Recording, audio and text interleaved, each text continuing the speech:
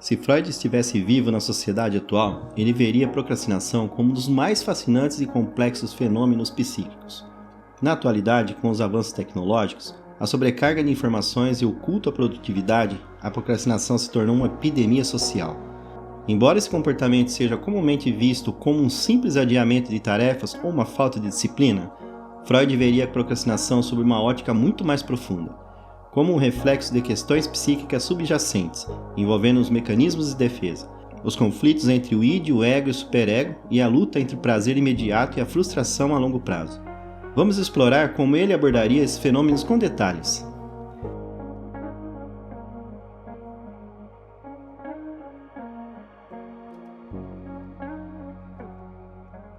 Para Freud, o ego é a instância psíquica que busca medir os impulsos do id, que são os desejos primitivos e impulsivos, as demandas do superego, que é a moral internalizada, e as exigências da realidade. A procrastinação, sob a ótica freudiana, não seria apenas uma escolha consciente de adiar algo, seria a manifestação do ego tentando proteger o indivíduo de uma ansiedade interna. Quando a procrastinação ocorre, o ego está na realidade tentando defender o indivíduo de um sofrimento psicológico mais profundo, evitando o enfrentamento de um conflito interno. Freud explicaria a procrastinação atual como uma estratégia do ego para evitar a ansiedade, gerada por tarefas ou situações que trazem à tona sentimentos reprimidos. Por exemplo, uma pessoa que adia constantemente a tarefa de apresentar um relatório no trabalho pode estar enfrentando um medo profundo de falhar, de ser rejeitada ou de não atender às expectativas do seu chefe. Esses sentimentos de inadequação ou vergonha, que são frequentemente inconscientes, se manifestam através da procrastinação. O procrastinador sente uma ansiedade inconsciente associada à tarefa em questão, seja pela pressão de realizar algo perfeitamente, pelo modo de fracasso ou pela insegurança sobre suas próprias habilidades. A tarefa, portanto, se torna objeto de ansiedade, e o ego, para proteger o indivíduo, adia a ação para evitar esse sofrimento imediato.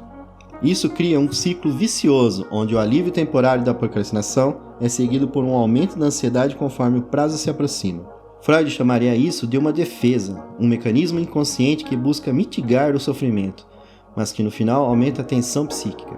Por exemplo, imagine uma estudante universitária chamada Clara. Ela tem um prazo para entregar um trabalho importante e procrastina até o último minuto.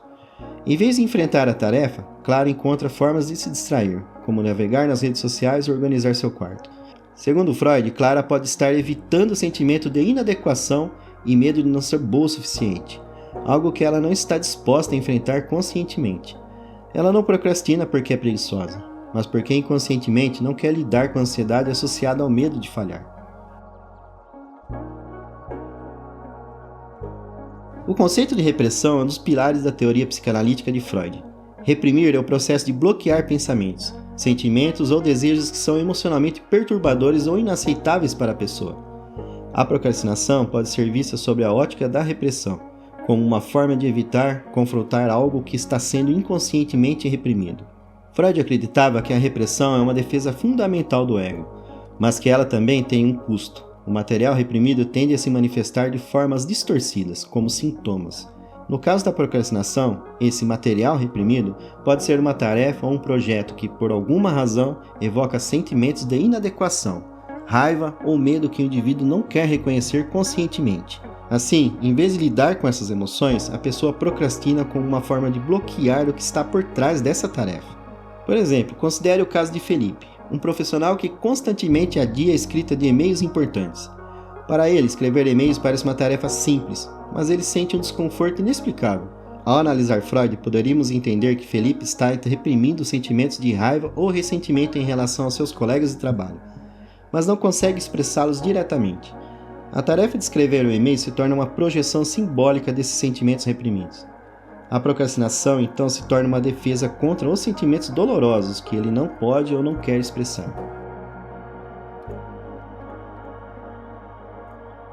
A teoria do prazer e desprazer de Freud é fundamental para entender o comportamento humano.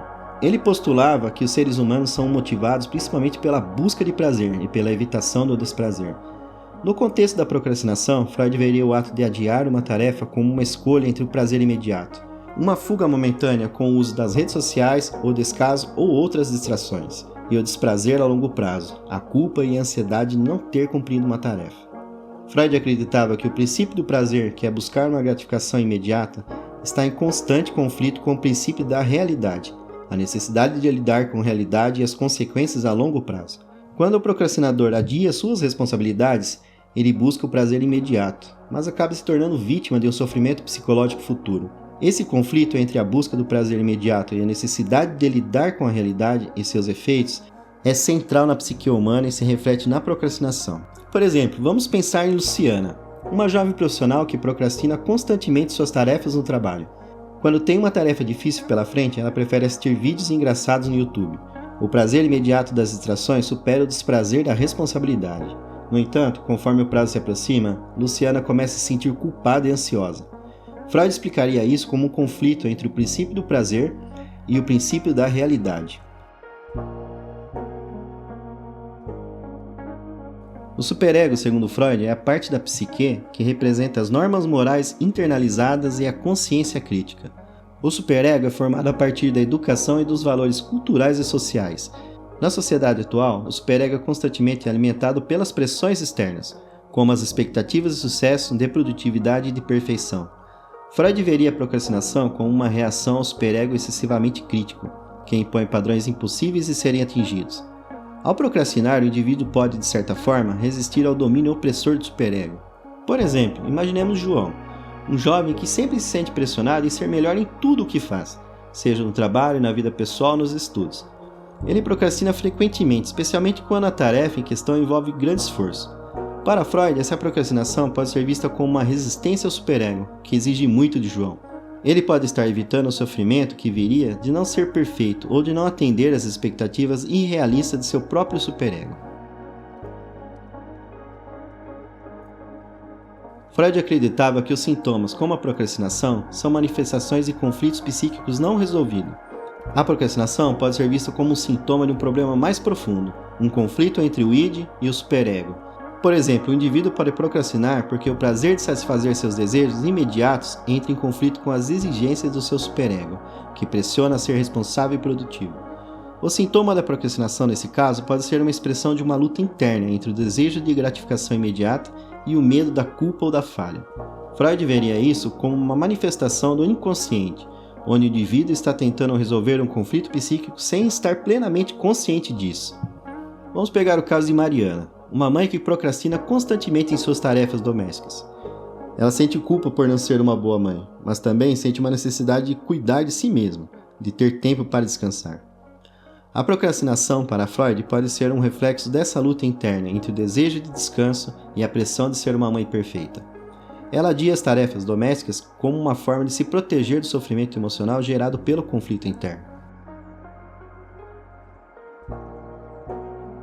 A psicanálise, segundo Freud, é uma ferramenta poderosa para enfrentar e compreender os conflitos inconscientes. Quando alguém procrastina, a solução não está apenas em forçar-se a agir, mas em entender os mecanismos subjacentes que levam a esse comportamento.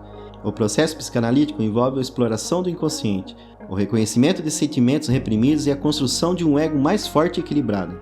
Freud acreditava que, ao trazer à consciência os conflitos internos que geram a procrastinação, o indivíduo pode se libertar da defesa e do ciclo vicioso do adiamento.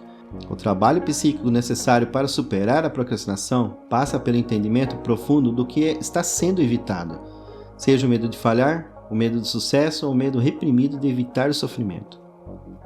Por exemplo, em um processo psicanalítico, Mariana pôde explorar suas relações com a culpa e sua identidade como mãe, ajudando a entender o que está realmente por trás da procrastinação. Ao tornar esses conflitos conscientes, ela pôde se libertar da pressão de ter que ser perfeita e aprender a lidar com as tarefas de forma mais equilibrada. Se você gostou desse vídeo e conhece algum procrastinador, compartilhe esse vídeo com ele. E se você gostou do vídeo, deixa um like, se inscreve no canal e até a próxima!